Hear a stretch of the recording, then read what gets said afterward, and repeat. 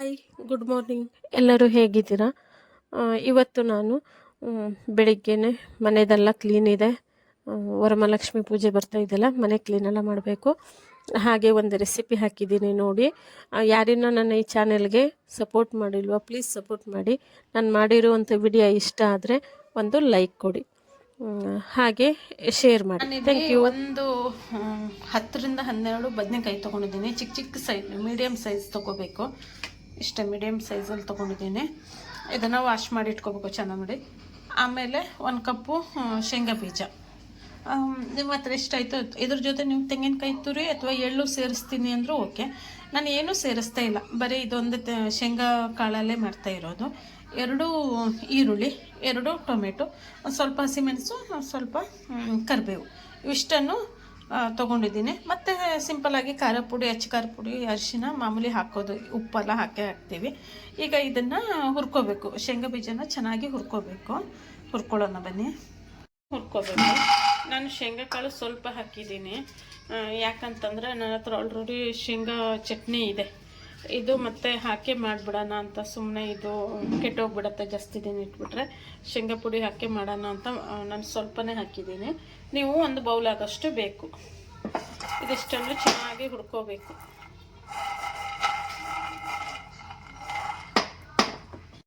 ಥರ ಹುರ್ಕೋಬೇಕಿದು. ಇಷ್ಟ ಆದರೆ ಸಾಕು, ಸಿಪ್ಪೆ ಬಿಟ್ಕೋಬೇಕು. ನಾವು ಬಿಟ್ಕೊಂಡಿದ್ದೆ ನೋಡಿ, ಈ ಥರ ಆದರೆ ಸಾಕು, ಜಾಸ್ತಿ ಸೀದಿಸ್ಬಾರ್ದು. ಇದನ್ನೀಗ ಒಂದು ಪ್ಲೇಟಲ್ಲಿ ತೆಗೆದಿಟ್ಕೊತೀನಿ. ಈಗ ಇದಕ್ಕೆ ಸ್ವಲ್ಪ ಆಯಿಲ್, 1-2 ಸ್ಪೂನ್ ಆಗೋಷ್ಟು ಎಣ್ಣೆ ಹಾಕ್ಕೊಂಡು, ಇಲ್ಲಿ ಈರುಳ್ಳಿ, 1 ಈರುಳ್ಳಿ, 1 ಗಡ್ಡೆ ಬೆಳ್ಳುಳ್ಳಿ, ಮತ್ತು ಸ್ವಲ್ಪ ಕರಿಬೇವು, 2ರಿಂದ 3 ಹಸಿಮೆಣಸಿನ್ಕಾಯಿ, ಇದಿಷ್ಟನ್ನು ಹುರ್ಕೋಬೇಕು. ಬೆಳೆ ಹೆಚ್ಚಾಗಿರೋ ಸ್ವಲ್ಪ ತಕ್ಕೋದ್ರಿ.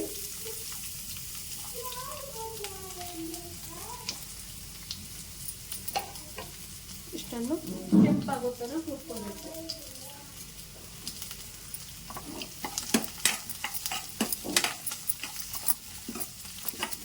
ಸೀದಿಸ್ಬಾರ್ದು, ಸ್ಲೋ ಇಡಬೇಕು ಉರಿನ. ಇದನ್ನು ನೀವು ಶೇಂಗಾ ಕಾಳು ಹುರಿದಿಟ್ಕೊಂಡಿದ್ರಲ್ಲ, ಇದನ್ನು ಸಿಪ್ಪೆ ತಗೋಬಹುದು, ಇಲ್ಲಾಂದ್ರೆ ನೀವು ಹಾಕ್ಬೋದು. ಸ್ವಲ್ಪ ಆರಿಸಿ ಹಿಂಗೆ ಉಜ್ಜಿದ್ರೆ ಸಿಪ್ಪೆ ಹೋಗುತ್ತೆ, ಹಾಗೇನೂ ಹಾಕೋಬಹುದು. ಈಗ ಇದಕ್ಕೆ ಒಂದು ಚಿಕ್ಕದಾದಂಥ ಒಂದು ಟೊಮೆಟೊ ಹಾಕಿ ಹುರಿತೀನಿ. ಇಲ್ಲ, ಇದಕ್ಕೆ ನೀವು ಹುಣಸೆಹಣ್ಣು ಹಾಕೋಬಹುದು. ಟೊಮೆಟೊ ಹಾಕಿಲ್ಲ ಅಂದರೆ ಒಂದು ಚಿಕ್ಕದಾದಂಥ ಹುಣಸೆಹಣ್ಣು ಹಾಕೋಬಹುದು. ಹುಳಿ ಹಾಕಿದ್ರೆ ಜಾಸ್ತಿ ಹುಳಿ ಆಗುತ್ತೆ ಅಂತ ನಾನು ಸ್ವಲ್ಪ ಟೊಮೆಟೊ ಹಾಕಿದ್ದು.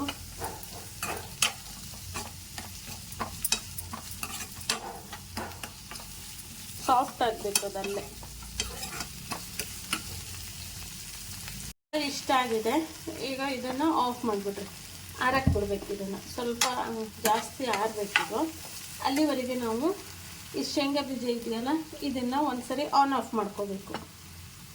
ಒಂದು ಮಿಕ್ಸಿ ಜಾರಿಗೆ ಈ ಶೇಂಗಾ ಬೀಜ ತೊಗೊಂಡದ್ದೆಲ್ಲ ನೀವು ಹಾಕ್ಬಿಟ್ಟು ಇದನ್ನು ಆನ್ ಆಫ್ ಮಾಡಬೇಕು.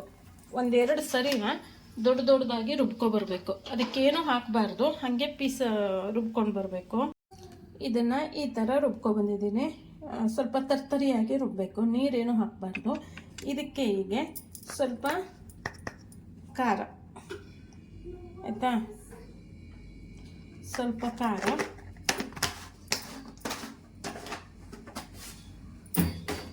ಮತ್ತು ಅರಿಶಿನ,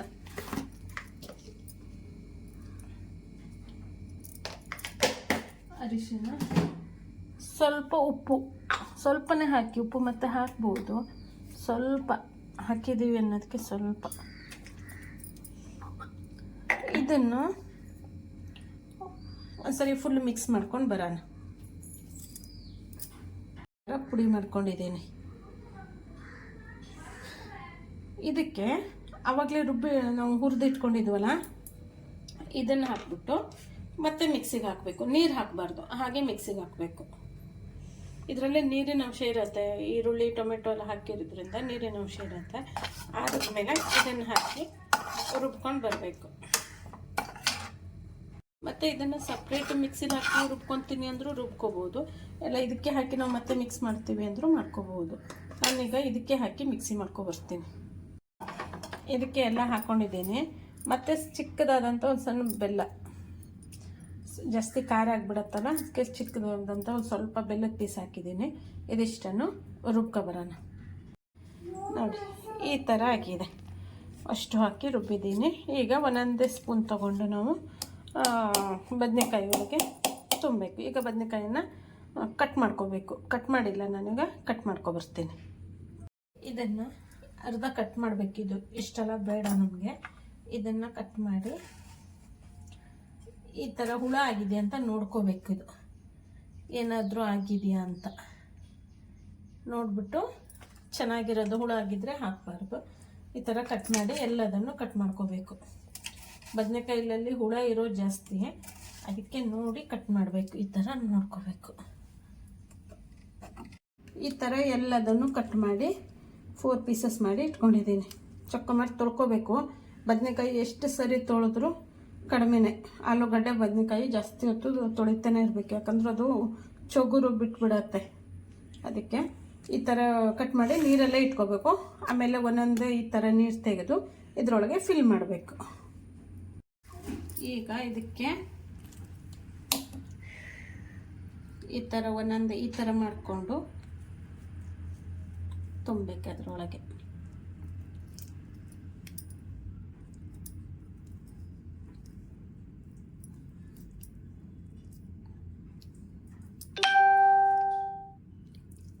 ಸೈಡಲ್ಲೆಲ್ಲ ಎಲ್ಲೆಲ್ಲಿ ಗ್ಯಾಪ್ ಐತಲ್ಲ ಎಲ್ಲ ತುಂಬಿಟ್ಟು ಈ ಥರ ಕ್ಲೋಸ್ ಮಾಡಿ ಇಡಬೇಕು. ಎಲ್ಲದನ್ನು ಅದೇ ಥರ ಮಾಡ್ಕೋಬೇಕೀಗ. ಫಸ್ಟು ನೀರಿರತ್ತೆ, ನೀರೆಲ್ಲ ಆರಿಸ್ಕೋಬೇಕು. ಆರಿಸ್ಕೊಂಡು ಎಷ್ಟು ಬೇಕೋ ಅಷ್ಟು ತೆಗೆದು ಹಾಕ್ಕೋಬೇಕು.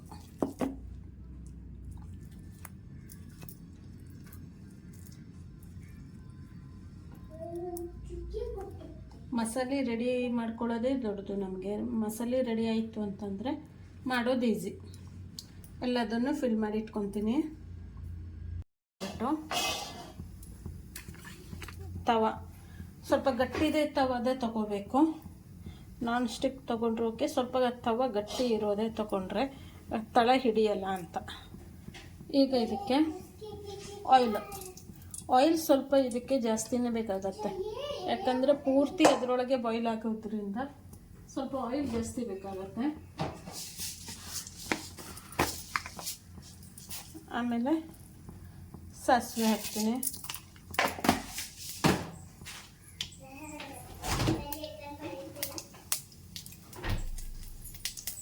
ಸಾಸಿವೆ ಆದಮೇಲೆ ಕರಿಬೇವು,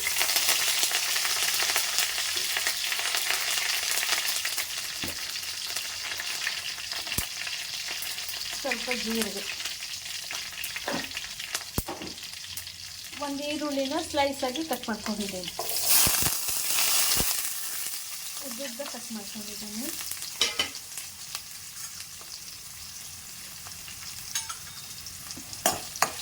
ಇದನ್ನು ಹಾಕ್ಕೋಬೇಕು.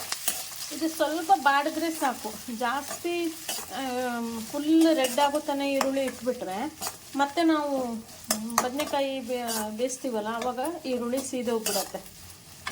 ಅದಕ್ಕೋಸ್ಕರ ಇದು ಸ್ವಲ್ಪ ಡ್ರೈ ಆದರೆ ಬಾಡಿದ್ರೆ ಸಾಕು. ಆಯಿಲಲ್ಲಿ ಜಾಸ್ತಿ ಹೊತ್ತು ಇಟ್ಕೋಬಾರ್ದು. ಈಗ ನಾನು ಇದಕ್ಕೆ ಮಸಾಲೆ ಎಲ್ಲ ತುಂಬಿ ರೆಡಿ ಮಾಡಿ ಇಟ್ಕೊಂಡಿದ್ದೀನಿ ನೋಡಿ. ಇದನ್ನು ಒಂದೊಂದೇ ಇದರೊಳಗೆ ಹಾಕ್ತೀನಿ. ಓಕೆ, ಸ್ವಲ್ಪ ಸ್ಲೋ ಉರಿ ಇಟ್ಬಿಟ್ರಿ, ಒಂದೇ ಸರಿ ಸೀದ್ಬಿಡತ್ತೆ.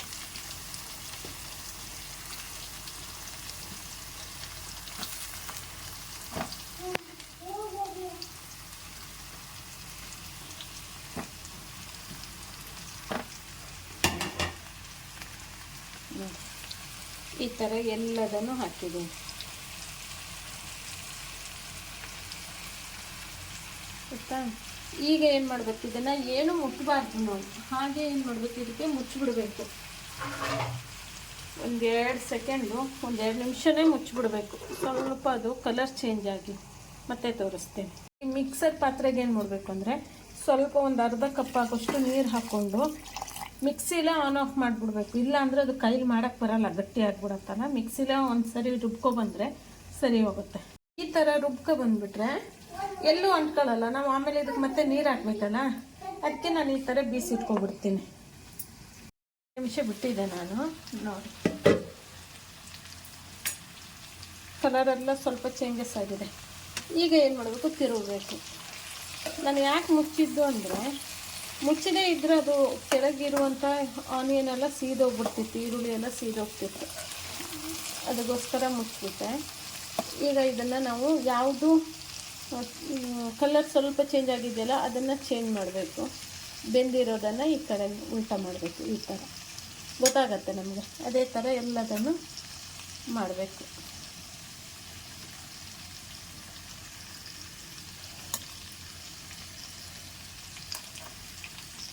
ಈ ಥರ ಚೇಂಜ್ ಮಾಡ್ಕೊಬಿಡ್ಬೇಕು.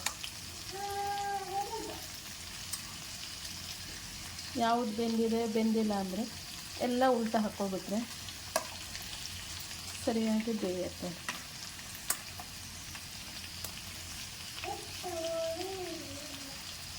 ಈ ಥರ ಮಾಡಿದ್ರೆ ಜಾಸ್ತಿ ಆಯಿಲು ಬೇಕಂತ ಇರಲ್ಲ. ಇಲ್ಲ ಅಂದರೆ ಫುಲ್ಲು ಆಯಿಲೇ ಹಾಕಬೇಕಾಗತ್ತೆ. ಬಜ್ಜಿ ಹೆಂಗೆ ಮಾಡ್ತೀವಲ್ಲ ಫುಲ್ ಆಯಿಲಲ್ಲೇ ಹಾಕಬೇಕಾಗತ್ತೆ.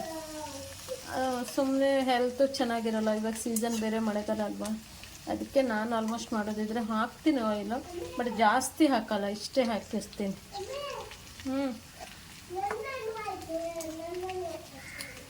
ಇಷ್ಟೇ ಮಾಡಿ ಮತ್ತೆ ಒಂದು 2 ನಿಮಿಷ ಮತ್ತೆ ಮುಚ್ಚಿಡ್ತೀನಿ. ಫುಲ್ಲು ಮಿಕ್ಸ್ ಮಾಡಿಬಿಟ್ಟು ನಾವು ಆವಾಗಲೇ ರುಬ್ಬಿಟ್ಟಿದ್ವಲ್ಲ ಮಸಾಲ, ಉಳಿದಿರೋ ಮಸಾಲಕ್ಕೆ ಸ್ವಲ್ಪ ನೀರು ಹಾಕಿ ಅದನ್ನು ಆ್ಯಡ್ ಮಾಡಬೇಕು. ಇದಕ್ಕೆ ಸರಿಯಾಗಿ ಮಿಕ್ಸ್ ಮಾಡಿಕೊಂಡು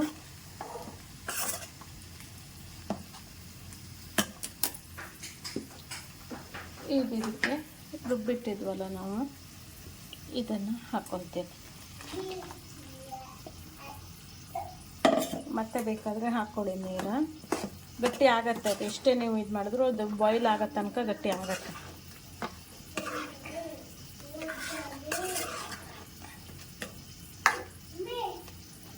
ಬಂದಾಯ್ತು.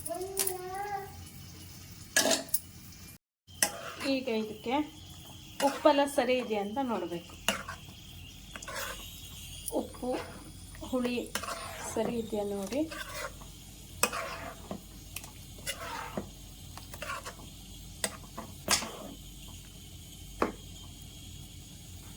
ಖಾರ ಬೇಕಾದ್ರೆ ಮತ್ತೆ ಖಾರ ಹಾಕ್ಬೋದು ನೋಡಿ. ಇದನ್ನು ಮುಚ್ಚಿಟ್ಬೇಕು. ಮುಚ್ಚಿಟ್ಟು ಬೇಯಿಸ್ಬೇಕು. ಏನಿಲ್ಲ ಅಂದರೂ ಒಂದು 10 ನಿಮಿಷನಾದರೂ ಇದು ಬೇಯಿಸ್ಬೇಕು ಸಣ್ಣ ಉರಿಲಿ. ಬದನೆಕಾಯಿ ಅಲ್ವಾ, ಎಲ್ಲ ಕಡೆ ಅದು ಬೇಯ್ಕೋಬೇಕು ಚಂದ ಮಾಡಿ. ಒಂದು 10 ನಿಮಿಷ ಬಿಟ್ಟು ಮತ್ತೆ ತೋರಿಸ್ತೀನಿ. ಕುದಿ ಬಂದಮೇಲೆ ಒಂದು ಟೊಮೆಟೊನ ಚಿಕ್ಕದಾಗಿ ಕಟ್ ಮಾಡಿ ಹಾಕಿದ್ದೀನಿ. ಯಾಕಂದರೆ ಸ್ವಲ್ಪ ಸ್ಪೈಸಸ್ ಜಾಸ್ತಿ ಖಾರ ಆಗಿದೆ ನಾನು ಹಾಕಿರೋದು, ಅದಕ್ಕೆ ಒಂದು ಟೊಮೆಟೊನ ಕಟ್ ಮಾಡಿ ಹಾಕಿದ್ದೀನಿ. ಆವಾಗ ಚಿಕ್ಕದಾದ ಟೊಮೆಟೊ, ಈಗ ಒಂದು ಚಿಕ್ಕದಾದ ಟೊಮೆಟೊನ ಕಟ್ ಮಾಡಿ ಹಾಕಿ ಅದು ಫುಲ್ ಬೇಯೋ ತನಕ ಮುಚ್ಚಿರ್ತೀನಿ. ಆಗಿದೆ ಬದನೆಕಾಯಿ ಎಣ್ಣೆಗಾಯಿ. ನಾನು ಸ್ವಲ್ಪ ಯಾಕೆ ಮಸಾಲ ಇಟ್ಟಿದ್ದೀನಿ ಅಂದರೆ ರೈಸಿಗೂ ಆಗುತ್ತೆ ಚಪಾತಿಗೂ ಆಗುತ್ತೆ ಅಂತ. ನೀವು ಬೇಕಾದರೆ ಸ್ವಲ್ಪ ಡ್ರೈ ಮಾಡ್ಕೋಬೋದು, ಜಾಸ್ತಿ ನೀರು ಹಾಕ್ಕೋಬಾರ್ದು ಅಷ್ಟೇ. ನಾನು ಸ್ವಲ್ಪ ಜಾಸ್ತಿ ನೀರು ಹಾಕ್ಕೊಂಡಿದ್ದೀನಿ, ಚಪಾತಿ ಗ್ರೇವಿ ಸಿಗುತ್ತಲ್ಲ ಅಂತ. ರೈಸ್ಗೂ ಚೆನ್ನಾಗಿರುತ್ತೆ, ಬಿಸಿ ರೈಸ್ಗೆ. ನೀವು ಟ್ರೈ ಮಾಡಿ ಹೇಗಿತ್ತು ಅಂತ ಹೇಳಿ.